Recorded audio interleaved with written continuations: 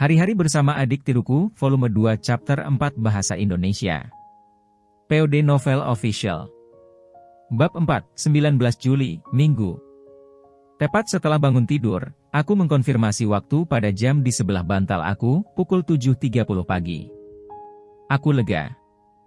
Ini waktu yang cukup awal untuk bangun pada hari Minggu pagi, tetapi aku dengan tegas bangun. Aku memang pergi tidur lebih lambat dari biasanya sehari sebelumnya. Tetapi kepalaku terasa segar dan jernih, jadi aku pasti sudah tertidur lelap. Ketika aku pergi ke ruang tamu, orang tua aku dan Akiko-san tidak ada. Mereka sepertinya masih tidur. Namun, seperti yang aku perkirakan, Ayase-san sudah bangun. Dia telah menyegarkan dirinya, sama sekali tidak menunjukkan kelemahan atau celah bahkan di rumah. Dia mengenakan pullover kain tipis di atas kemeja tanpa bahu.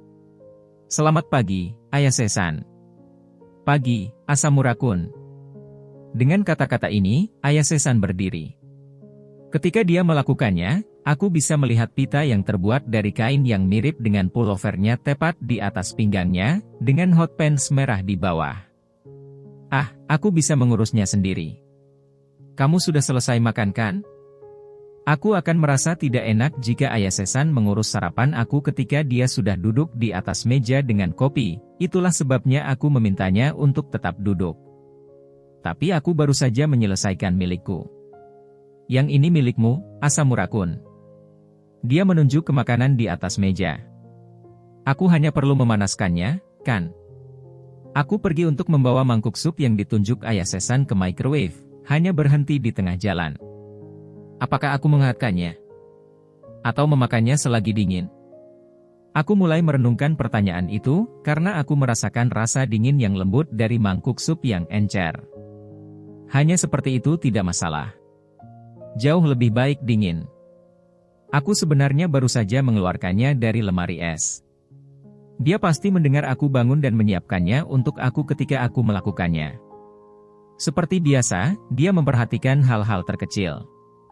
Saat aku melihat apa yang ada di dalam mangkuk sup, aku bisa melihat sup kental berwarna kuning. Sup jenis apa ini? Labu. Bukankah musim labu antara musim panas dan musim gugur? Jadi kamu sudah bisa mendapatkannya, ya? Betulkah? Ya, aku ingat pernah membaca bahwa kamu memanennya di musim panas dan memakannya selama musim gugur. Tepat setelah memanennya, mereka masih manis, jadi kamu membiarkannya sedikit menua. Pada Halloween, kamu menggantung lentera labu dan menunggu labu besar tiba. Apa itu? Apa kau tidak tahu, Pak Anuts? Snoopy? Charlie Brown? Ah, Linus dengan selimut keamanan satu. Mengapa itu menjadi hal pertama yang terlintas dalam pikiran?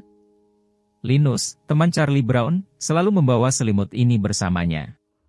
Mereka menyebutnya sindrom selimut, atau semacamnya, tetapi pada akhirnya, setiap orang memiliki sesuatu dalam hidup mereka yang tidak dapat mereka lepaskan, aku pikir. Beberapa orang mungkin menyimpan sampah yang tidak berharga seperti harta yang tak tergantikan. Aku yakin bahkan Ayase-san memiliki sesuatu yang dia pegang seperti itu. Jika orang dewasa berpikir bahwa itu sampah dan membuangnya, keterikatan itu semakin kuat. Ekspresi marah ibuku tiba-tiba muncul di benakku, tetapi aku menggelengkan kepala dan membebaskan diriku dari pikiran itu. Ya, apapun musimnya, kamu bisa makan sayur mayur sepanjang tahun. Aku hanya sedikit terkejut melihat sup labu yang begitu indah. Itu tampak seperti sake suci. Warnanya samar, hampir transparan. Aku memanaskan labu dan beberapa bawang, menambahkan susu dan krim mentah, dan memasukkannya ke dalam food processor. Ayase-san melihat aku tertarik dan menjelaskan resepnya kepada aku. Tentu saja, hanya karena aku sedikit tertarik bukan berarti aku mulai menikmati membuat makanan sendiri. Bahkan jika gaya hidup kotak makan siang aku tidak berubah, itu mungkin berguna di suatu tempat di masa mendatang. Aku mencatat dalam pikiran tentang resep tersebut saat aku memasukkan sedikit roti ke dalam pemanggang roti. Jarang sekali kau memasukkan 2 potong ke dalam. Ah, maaf sudah mencongkel seperti itu. Baik kamu dan Akiko-san selalu memikirkan hal-hal terkecil, bukan hanya tentang makanan, jadi aku tidak akan pernah menganggapnya seperti itu. Aku menjawab, yang menyebabkan Ayah Sesan membuat ekspresi yang agak tidak nyaman. Ayah Sesan mungkin tidak melupakan preferensi orang lain, tetapi semua orang tidak sama. Itu benar tentang persahabatan pada khususnya. Kamu tidak bertindak seperti itu karena kamu ingin orang lain menyukai kamu, tetapi karena kamu menghargai orang lain. Bahkan jika dia hanya menghargai aku sebagai anak dari orang yang menikah dengan ibunya, aku rasa itu sama sekali tidak mengganggu. Aku hanya ingin menanyakan itu. Dia bergumam dengan suara pelan.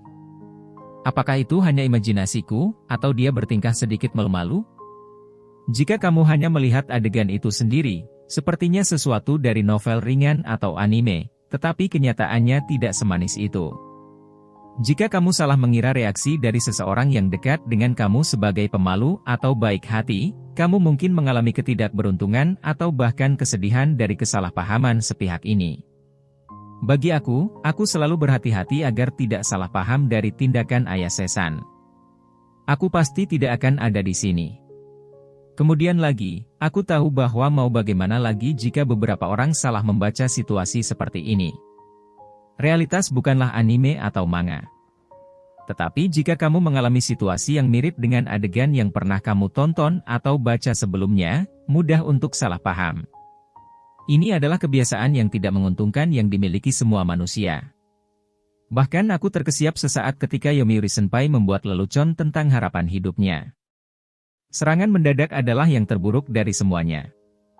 Jadi, tentang irisan roti panggang. Aku bekerja sepanjang hari kemarin, jadi aku lapar cukup awal.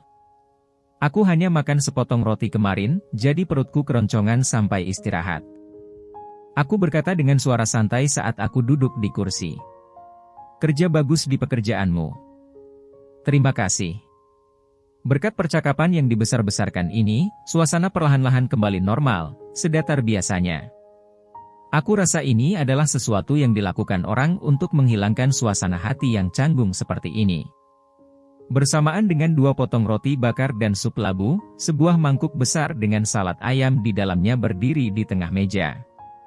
Sinar matahari pagi yang masuk dari jendela menyebabkan mangkuk bersinar dengan warna hijau. Gunakan pakaian apapun yang kamu suka. Terima kasih. Ayah Sesan melihat kembali ke smartphone-nya, kopi di tangan. Karena dia tidak mendengarkan apapun di earbud-nya, dia pasti sedang mencari sesuatu. Ngomong-ngomong, kurasa aku akan mencoba sup labu dulu. Aku menyendok sedikit dengan sendok dan mencicipi.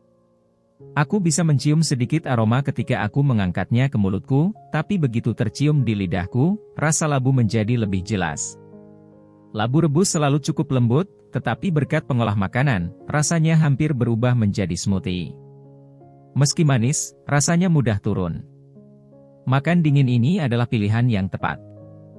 Aku selalu berpikir kamu perlu makan sup hangat. Hei. Saat aku mengisi pipiku dengan salad ayam, Ayah Sesan tiba-tiba angkat bicara. Aku menatapnya. Kamu meletakkan handuk di atasku tadi malam, bukan?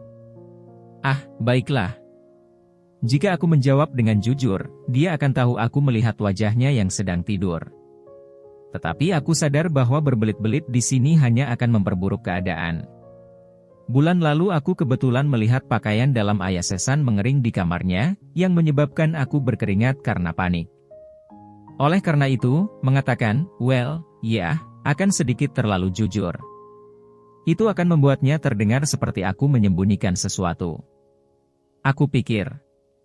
Aku tahu kamu benar-benar ingin menghindari kelas tambahan, tapi merusak kesehatanmu demi ujian juga bukan pilihan, tahu? Baik. Ya terima kasih. Kamu tidak perlu berterima kasih padaku. Jika kamu mulai berterima kasih kepada aku akan merasa perlu untuk berterima kasih karena terus-menerus membuatkan makanan untuk aku. Tentu saja, aku sampai pada kesimpulan bahwa aku harus membantunya, tetapi Ayah Sesan menolak tawaran aku. Dia harus melakukan keduanya, atau dia tidak keberatan melakukan keduanya. Ini benar-benar membantu, tetapi bisakah kamu benar-benar menjaga keseimbangan kehidupan kerja? Dia bilang dia suka memberi lebih dari sekedar menerima. Aku tahu itu lebih mudah diucapkan daripada dilakukan. Aku benar-benar perlu mencari metode lain untuk meningkatkan efisiensi akademisnya selain musik. Aku dengar kamu pergi menonton film kemarin? Pertanyaan Ayasesan yang tiba-tiba menyebabkan suara aku tercekat di tenggorokan aku.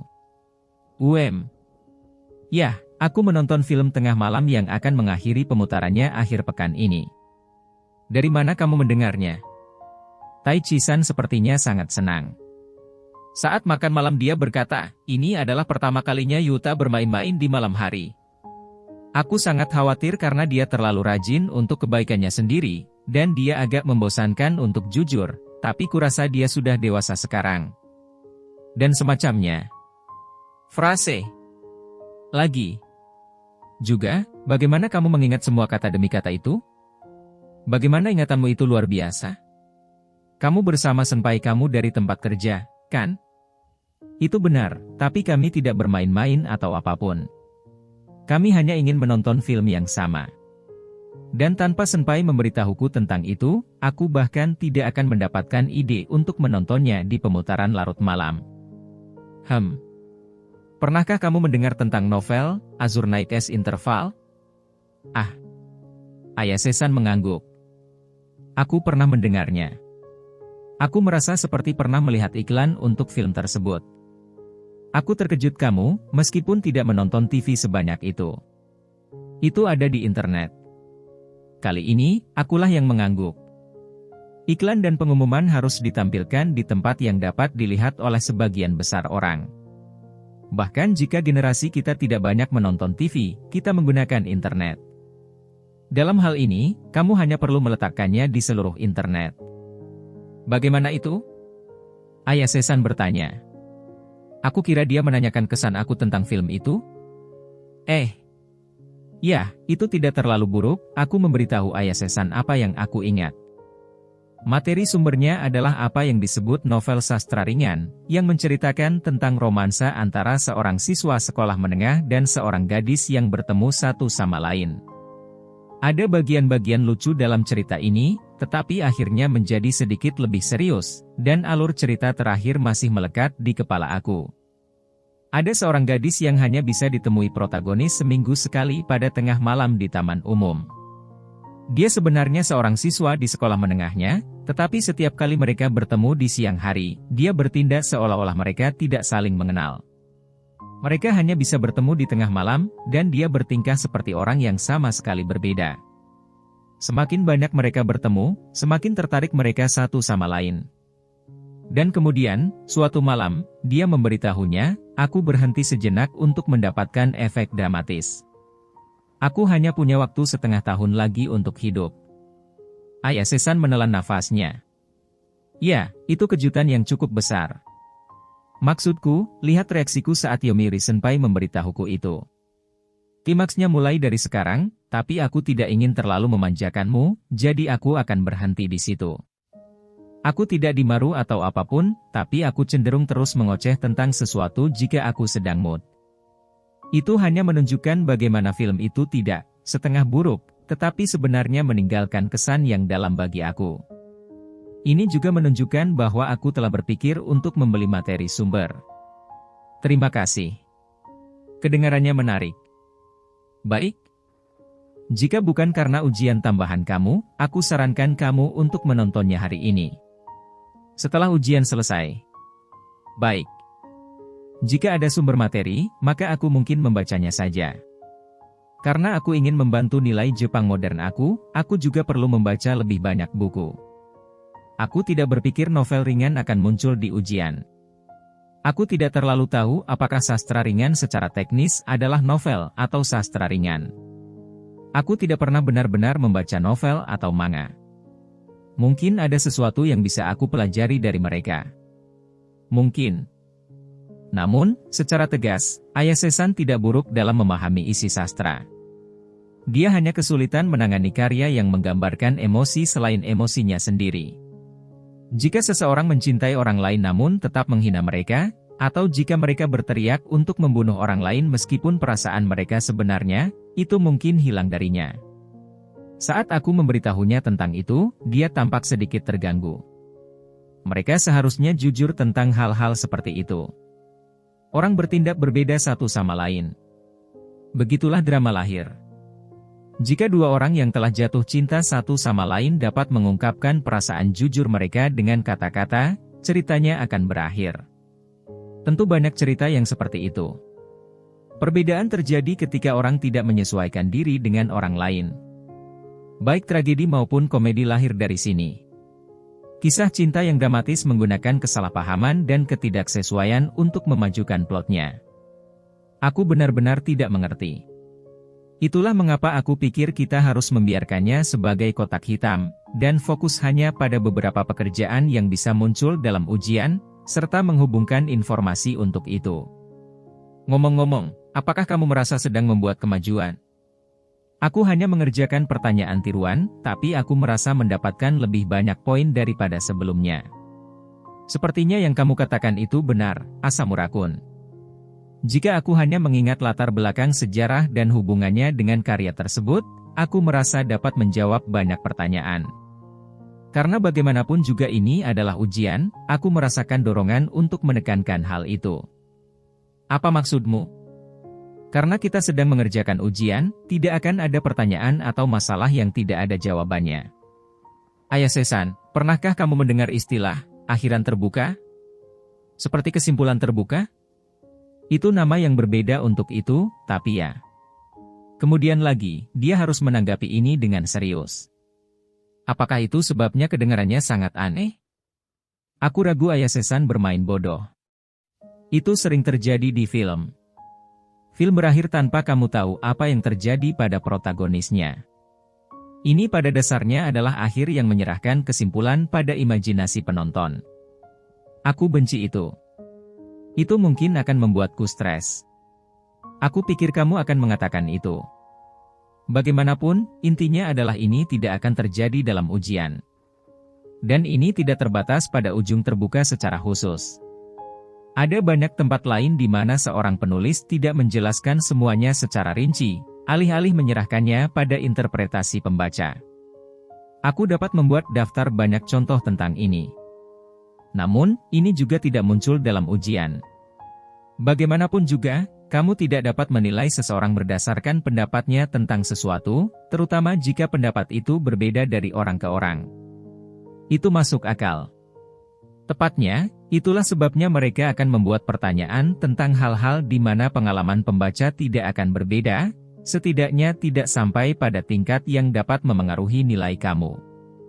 Seorang guru sekolah penjejalan terkenal pernah berkata, tidak akan ada masalah di mana kamu tidak dapat memilih pilihan pada pertanyaan pilihan ganda 2. Selain pertanyaan di mana kreativitas, orisinalitas, atau pengetahuan kamu tentang suatu topik sedang diuji, tentunya. Ini agak langsung, tapi masuk akal. Baik. Namun, aku harus setuju bahwa menyembunyikannya sesekali adalah hal yang membuat buku begitu menawan. Dalam kasus seperti itu, kurangnya kejelasan merangsang imajinasi kamu. Aku mungkin lebih suka hubungan datar yang menghilangkan tebakan dalam kehidupan nyata, tetapi aku bisa mendapatkan lebih banyak sudut pandang tentang berbagai hal dengan membaca buku dan meningkatkan pengetahuan aku. Aku tidak hanya melarikan diri dari kesempitan dengan membaca buku, tetapi aku juga dapat melatih imajinasi dan kreativitas aku, memperluas wawasan aku. Itu sebabnya aku tidak ingin Ayase-san membaca buku hanya karena haus akan pengetahuan. Meskipun aku tidak akan benar-benar mengeluh jika dia melakukannya. Jadi, apa kau pacaran dengan Yomiuri Senpai itu? Aku hampir memuntahkan kopiku. Apa yang kamu maksud dengan itu? Ketika aku menyadari dia sedang menatap aku, tanpa sadar aku berdiri tegak dan menjawab seolah-olah aku adalah terdakwa yang sedang diinterogasi oleh jaksa penuntut umum. Kami tidak seperti itu. Betulkah? Betulkah? Dia hanya seorang senior di tempat kerja. Dia suka buku, jadi kami rukun. Itu saja. Kamu membaca banyak buku juga, bukan? Perbedaan itu cukup signifikan, aku rasa. Begitu. Aku juga harus membaca buku. Aku mungkin harus pergi berbelanja. Ayase-san berkata, hanya untuk tiba-tiba menghentikan dirinya, meraba-raba kata-katanya. Penekanan besar pada kekuatan. Aku sangat senang melihat kelahiran pencinta buku lainnya. Padahal ujianmu lebih penting sekarang. Hah? Ah, iya. Kamu benar. Ayah Sesan terdengar agak bingung, dan dia mengarahkan pandangannya ke ponselnya lagi. Dia meletakkan earbud nirkabel di telinganya dan membuka catatannya, menandakan bahwa dia telah masuk ke mode belajar. Aku membersihkan diri setelah aku selesai makan sarapan, mengisi mesin pencuci piring, dan kemudian kembali ke kamar aku. Aku memiliki giliran kerja penuh waktu lagi di tempat kerja mulai sekitar tengah hari ini. Karena aku langsung tidur setelah pulang kemarin, aku harus menyelesaikan pekerjaan rumah aku. Karena besok adalah batas waktu untuk pekerjaan rumah tersebut, aku sedikit panik. Aku menjadi sangat fokus sehingga aku mengerjakannya sampai alarm telepon aku berdering. Berkat itu, aku sekali lagi tidak bisa makan siang yang layak. Ketika aku melangkah keluar dari rumah ber-AC kami, panas musim panas menerpa aku seperti ombak. Aku terpaksa berkedip beberapa kali karena sinar matahari yang kuat menerpa wajah aku. Matahari tersayang kami benar-benar termotivasi hari ini. Aku bahkan bisa mencium bau samar aspal hangus. Meski belum siang, suhunya sudah melewati 30 derajat C. Ini adalah hari ketiga berturut-turut di pertengahan musim panas. Terlepas dari kenyataan bahwa itu hari Minggu, banyak orang berkumpul di depan stasiun kereta Shibuya. Entah bagaimana aku berhasil melewati sana, tiba di toko, mengganti seragamku di ruang belakang, dan melangkah ke depan. Hari ini, giliran kerja aku sampai jam 9 malam. Yo, Junior Kun. Saat aku masuk, Yomiuri Senpai memanggilku. Dia bertingkah sama seperti biasanya, hampir seperti kejadian tadi malam bahkan tidak terjadi. Tentu saja, hal itu membuat aku lebih mudah, dan aku sangat bersyukur karenanya. Dia pasti pandai membaca ruangan. Halo Senpai. Apakah kamu memenuhi rak? Betul sekali. Bisakah kamu membantuku? Tentu saja.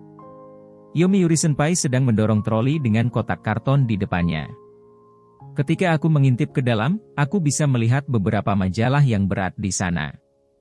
Untungnya, aku bisa menghindari mesin kasir hari ini, jadi aku fokus mengisi ruang kosong di rak buku dan mengatur rak lainnya. Jika aku punya waktu luang, aku akan memperbaiki penutup yang bengkok juga, atau memasukkan barang yang dikembalikan ke dalam kotak karton.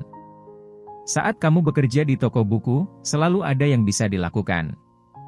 Tentu saja, aku tidak dapat memberitahu toko untuk memesan buku apapun untuk aku dari printer. Tetapi aku dapat memberitahu Yomiuri Senpai tentang mereka, dan dia dapat merekomendasikannya sebagai pengganti aku.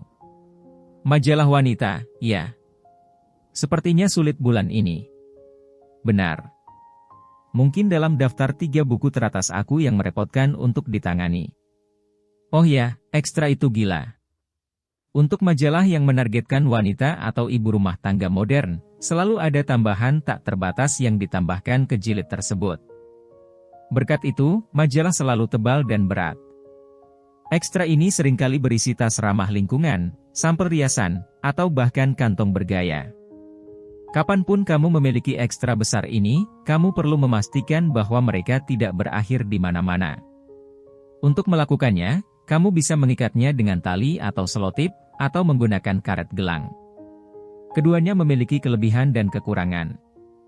Menyatukannya dengan tali atau selotip selalu merupakan cara yang aman untuk menyatukannya, tetapi jika kamu menggunakannya terlalu banyak, hal itu dapat merusak magasin dalam prosesnya. Karet gelang mudah dipasang atau dilepas, tetapi jika seseorang mendapat majalah tanpa tambahannya, kamu akan mendapat keluhan. Tentu saja, kamu dapat menyatukannya dalam bungkus plastik yang sama, tetapi menyegel majalah yang sudah tebal bersama dengan ekstra adalah sesuatu yang jarang dilakukan toko buku. Setidaknya, aku ragu biaya untuk melakukannya membuatnya sangat berharga. Aku berharap mereka setidaknya membuatnya berukuran sama dengan majalah itu sendiri. Mereka benar-benar tidak peduli betapa sulitnya membuat mereka menumpuk. Ini, pegang ini. Wow! Jangan hanya melemparkannya padaku. Wow, ini benar-benar sangat tidak seimbang. Kamu bisa mengatakannya lagi. Kali ini, mereka telah menambahkan kotak kertas kecil dengan ukuran yang sama dengan majalah, yang mengimbangi bobot dari majalah lain. Apa yang ada di dalam sana? Semacam kotak harta karun. Hah? Ketika aku melihat sampulnya, dikatakan sesuatu tentang semacam aksesori di dalam kotak itu. Mereka tidak akan memasukkan perhiasan yang sebenarnya ke dalam tambahan majalah, namun sampulnya membuatnya tampak seperti sesuatu yang mewah. Bukankah ini iklan palsu? Seharusnya baik-baik saja. Ia mengatakan itu, sesuatu seperti kotak harta karun. Tapi, aku ragu itu akan bertahan di pengadilan. Kotak luar cukup besar, tapi bagian dalamnya mungkin paling baik sepertiga dari itu. Itulah mengapa mereka tidak mungkin diseimbangkan. Mengapa mereka tidak meletakkannya di tengah? Kurasa mereka yang membuat kotak itu lebih dulu. Kemudian kotak itu akhirnya menjadi lebih besar pada akhirnya. Aku tidak tahu apa yang sebenarnya terjadi, tapi logika Senpai masuk akal. Ini sudah berat, tapi di satu sisi lebih berat dari yang lain. Ini akan sangat sulit untuk ditumpuk, ya. Majalah ini laris manis, jadi kita harus menumpuknya. Mari kita coba. Namun, begitu kami sampai di platform di depan majalah, itu seburuk yang aku harapkan, dan aku mengutuk diri aku sendiri. Ketika kami mulai menumpuk majalah, kami hanya dapat menumpuknya sekitar 2/3 setinggi menara di sebelahnya. Lebih dari itu akan membuatnya miring dan akhirnya jatuh. Karena sampul majalah pada umumnya halus dan licin, sampul majalah mudah tergelincir dan jatuh. Ini tidak akan berhasil. Memang. Itu mungkin saja jika kita bergantian satu sama lain secara terbalik. Maka kamu tidak akan bisa melihat sampul depan setelah ada yang terjual. Kamu tidak bisa melakukan itu. Benar. Ini cukup merepotkan. Pada akhirnya, kami memutuskan untuk menumpuk bagian bawahnya terbalik, dengan bagian atas ditumpuk di atas menunjukkan sampulnya. Bahkan jika beberapa salinan dari majalah-majalah ini dijual, mereka tidak boleh sampai ke tempat sampulnya terbalik, setidaknya sebelum kita dapat menambahkan lebih banyak salinan di atasnya. Begitu kita benar-benar keluar dari mereka, kita bisa membalikan yang lebih rendah kembali. Ini lebih banyak pekerjaan, tapi setidaknya itu akan memberi majalah perawatan yang tepat. Setelah itu, kami membangun tumpukan majalah lainnya di sekitar mereka. Baiklah. Itu seharusnya berhasil. Setelah perlahan-lahan mengerjakan tumpukan buku di kotak kardus, aku mengangkat kepalaku ketika tidak mendapat tanggapan dari Yomiuri Senpai. Dia bahkan tidak menatapku. Tatapannya terpaku pada titik di dekat sudut rak buku. Gadis itu sepertinya sedang mencari sesuatu. Kurasa aku akan bertanya padanya apakah aku bisa membantu. Aku mengikuti tatapan Senpai. Dia tidak sedang melihat ke rak majalah, melainkan di depan rak majalah yang agak jauh. Seorang gadis seusiaku berdiri di sana, bertingkah bingung. Dia memiliki rambut tipis dan tindik telinga yang berkilau berkat lampu interior yang menyinari itu. Saat aku berpikir sendiri tunggu, dia terlihat familiar, Yomiuri Senpai sudah mulai berjalan ke arahnya, berbicara dengannya dalam mode karyawannya. Apakah kamu mencari sesuatu secara kebetulan? Gadis itu mengejang karena terkejut dan berbalik ke arah Senpai. Aku sedang mencari buku. Hah? Ayase-san. Saat aku meninggikan suaraku, Yomiuri Senpai berbalik ke arahku, dan gadis itu menatapku dari kejauhan. Sepertinya dia tidak menyadarinya sedetik pun itu adalah aku. Aku rasa itu masuk akal. Ini pasti pertama kalinya dia melihatku memakai celemek toko ini. Mulutnya terbuka lebar dan bulat, dan saat Yomiuri Senpai melihat ini, dia mulai berlari ke arahnya seperti kucing yang mengejar mangsanya. Dia pasti akan menggunakan ini untuk semacam pemerasan nanti. Jadi, kamu sedang mencari sebuah buku. Biarkan aku membantu kamu. Terima kasih banyak. Serahkan padaku. Bahasa sopan yang anehnya tidak nyaman datang dari gadis yang biasanya ramah itu sebagai karyawan gadis sastra yang rajin dan penuh rasa ingin tahu. Yomiuri Senpai, kamu menunjukkan warna asli kamu di sini. Aku mendekati mereka berdua, mendorong troli kosong. Hei, Kamu adalah adik perempuan anak-anak ini, kan? Yomiuri Senpai bertanya pada Ayase-san, sambil menunjuk ke arahku. Ah, iya, itu benar. Jadi, siapa kamu? Yomiuri Shiori. Senang bertemu denganmu. Ayase-san membuat ekspresi puas. Ah, jadi kamu. Wow. Kamu benar-benar cantik, seperti yang dikatakan Junior Kun. Sangat imut. Apakah orang tua pemabuk, Yomiuri Senpai? Bagaimana kamu bisa tahu, Junior Kun? Apakah kamu mungkin mengunjungi bar sebelumnya, puan di bawah umur? Dia membalas tanpa ampun saat aku mendekati mereka berdua. Jika aku memiliki reaksi apapun di sana, itu akan menjadi kerugian aku, itulah sebabnya aku terus berbicara dengan ekspresi tidak terpengaruh. Lebih penting lagi, apa yang membawamu kemari, Ayase-san? Aku berasumsi dia akan memfokuskan waktunya untuk belajar, jadi aku menanyakannya seperti itu adalah perilaku yang aneh, meskipun sebenarnya itu cukup biasa. Aku datang ke sini untuk membeli buku. Junior Kun, pergi dan simpan ini, ya. Senpai bertanya padaku, menunjuk ke troli. Sekarang aku memikirkannya, kami masih bekerja, jadi itu harus menjadi prioritas utama. Aku mendorong troli kembali ke ruang belakang, meski agak enggan, dan berlari kembali dengan kecepatan penuh. Ketika aku kembali, mereka berdua masih berbicara seperti sebelumnya. Aku melihat. Sebesar itu, ya. Bukankah itu normal? Menurutku itu bukan sesuatu yang bisa kamu sebut normal. Apa sih yang mereka bicarakan? Oh, kamu sudah kembali, Junior Kun. Itu baru 2 menit. Kakakmu menghitung waktunya. Seberapa baik dia dalam multitasking seperti itu? Hanya pergi dengan naluriku. Maksudmu intuisi? Juga, kamu adalah orang yang mengeluarkan troli di tempat pertama, kan? Aku tidak suka kalau juniorku punya persepsi yang bagus. Katakan itu pada seorang alkemis 3 lain waktu. Shes. Jadi apakah kamu bertanya pada Ayase-san apa yang dia cari? Belum. Lakukan pekerjaanmu, oke. Asamura-kun, aku sedang mencari buku referensi. Ada tempat di mana aku terjebak, dan juga film yang kamu tonton kemarin. Aku pikir aku akan membeli materi sumber untuk itu sementara aku di sini. Aku melihat.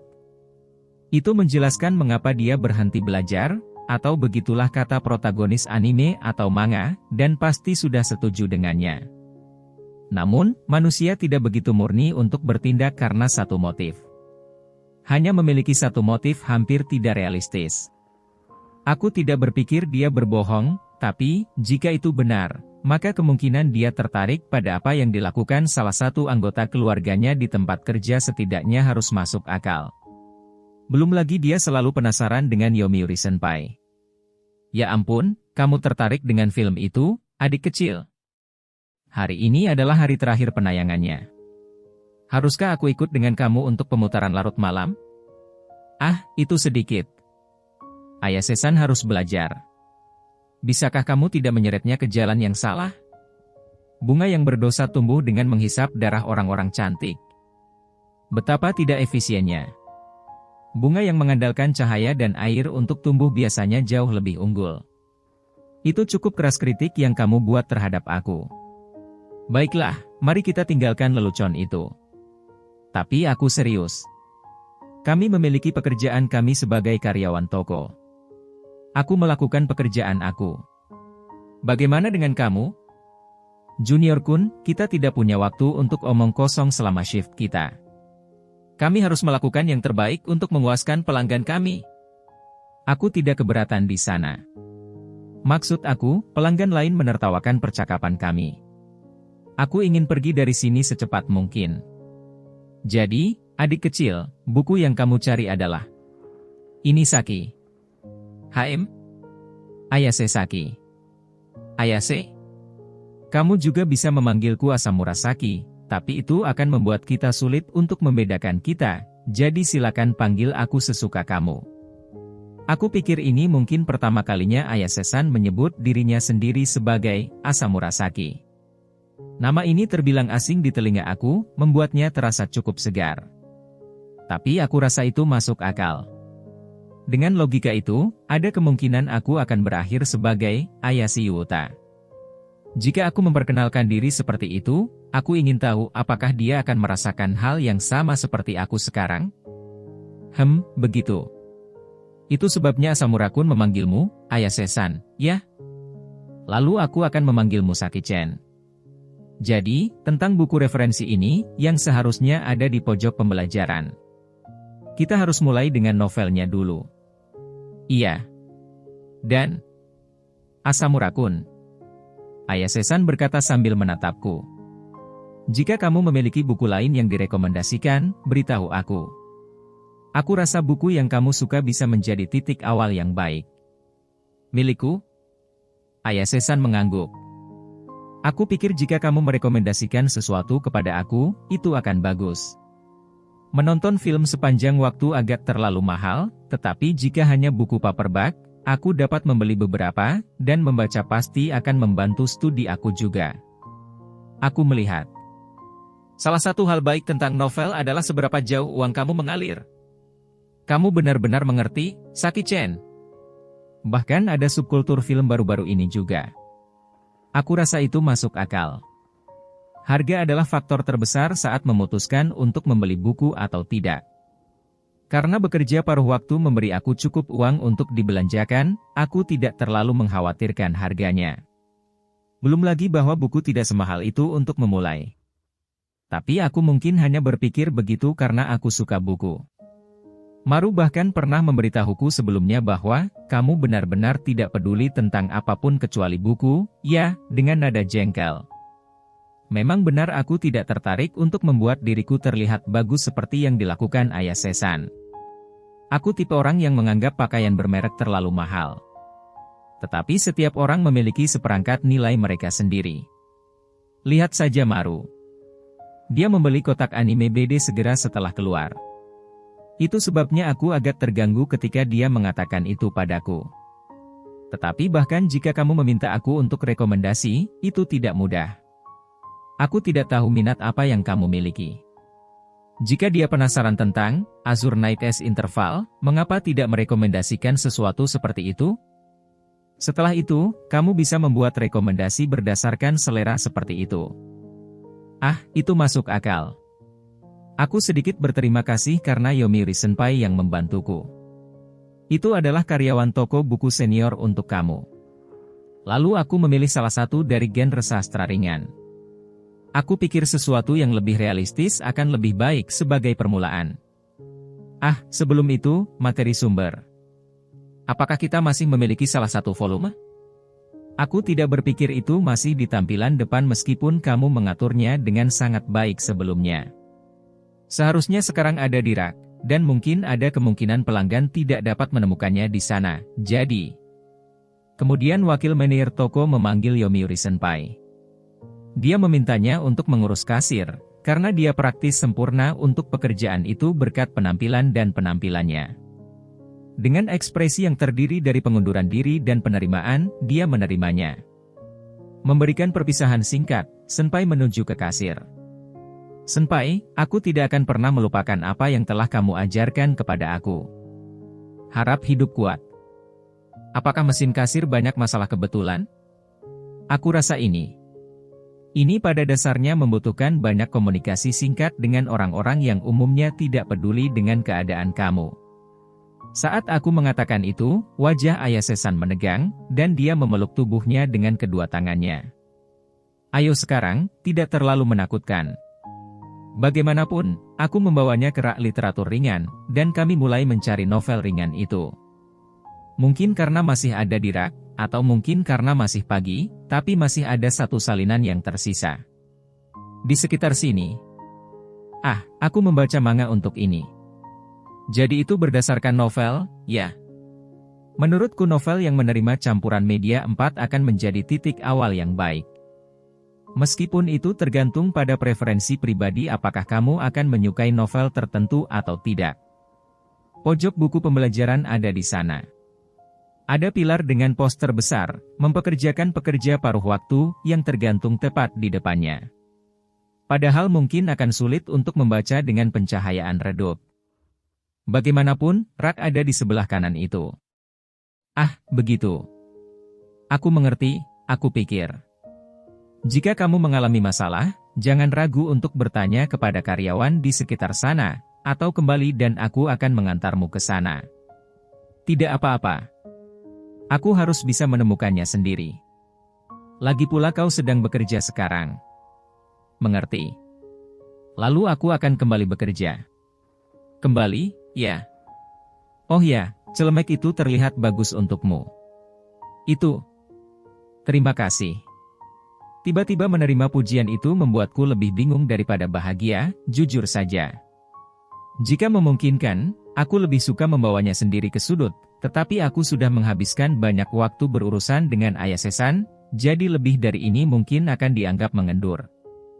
Dengan bahan sumber film dan 2 buku yang aku rekomendasikan padanya di tangan, Ayasesan menuju ke sudut. Setelah menatap poster itu, dia menuju ke kanan, menghilang menuju rak buku. Setelah mengantarnya pergi, aku kembali ke tugas aku sendiri untuk mengatur rak. Setelah sedikit waktu berlalu, Ayasesan memanggilku dari belakangku. Ketika aku berbalik, dia membawa buku berat lainnya, yang sepertinya semacam buku referensi. Aku akan membeli ini lalu pulang.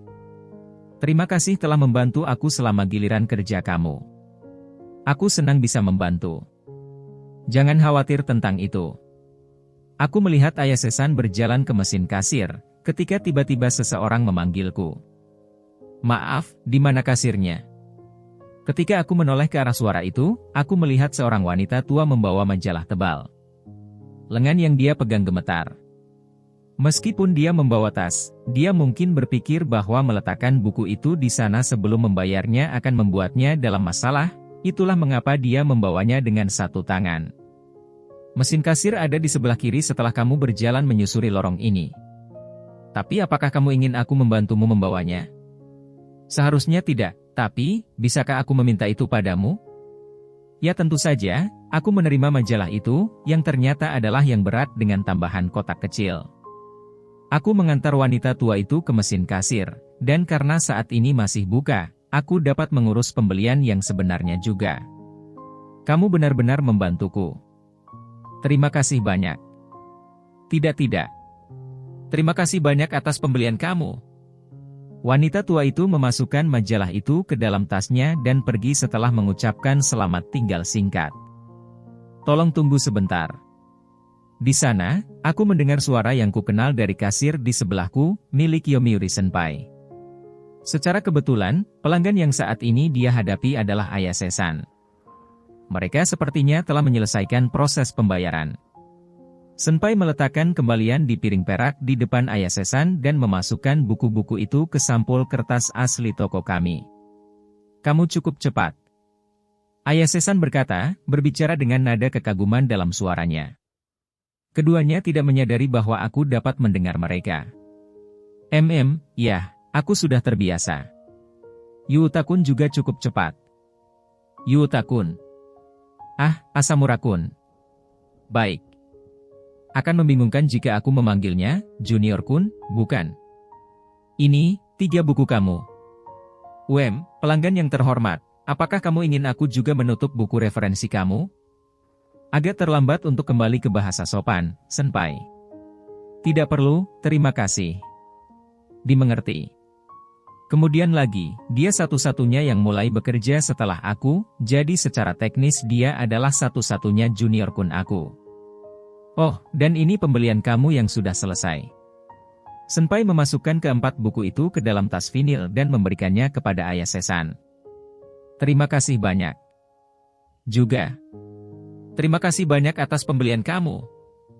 Jika kamu ingin melihat Yuuta-kun bekerja lagi, mampirlah kapan saja.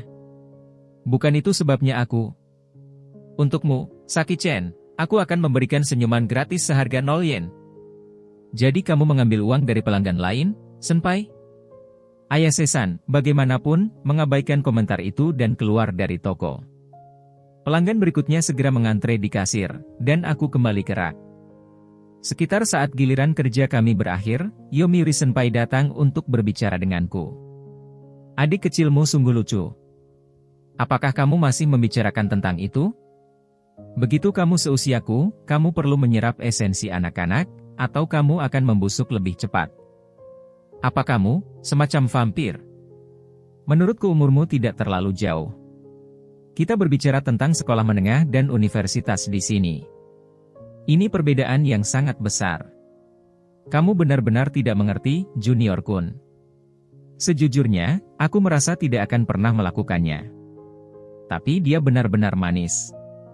Dia memiliki reaksi yang begitu hidup. Setiap kali kamu muncul, ekspresinya akan berubah sedikit. Junior Kun, yang ini mungkin akan menghasilkan banyak uang. Besar apa? Uang besar. Untuk sesaat, aku tidak dapat memahami apa yang dia bicarakan. Namun, ketika aku melihat senyum cerah dan matanya yang berbinar-binar, aku mengetahuinya. Pada dasarnya, dia mengatakan bahwa reaksi Ayah Sesan mengisyaratkan ketertarikan romantis. Tidak, itu pasti bukan. Betulkah? Apakah kamu yakin? Ayah Sesan hanya adikku, oke? Aku tidak bisa memandangnya dengan cara lain, dan aku yakin Ayah Sesan merasakan hal yang sama. Dia harus. Giliran aku untuk hari itu berakhir, dan aku langsung pulang. Kedua orang tua aku masih terjaga, jadi kami makan malam bersama. Meskipun sudah larut malam, jam 10 malam, mereka telah menunggu aku sampai saat itu. Akiko-san telah habis-habisan untuk pertama kalinya dalam beberapa saat. Dia telah membuat ayam goreng yang enak. Sementara kami makan, orang tua aku terus mengoceh tentang betapa enaknya itu, mengunyah semuanya. Bagaimana dia bisa memiliki energi sebanyak ini meski sudah tinggal bersamanya selama sebulan? Ayah Sesan tidak bersama kami di meja makan. Dia rupanya telah selesai makan lebih awal, dan sekarang berada di kamarnya untuk belajar. Aku tidak melihat Ayah Sesan lagi malam itu.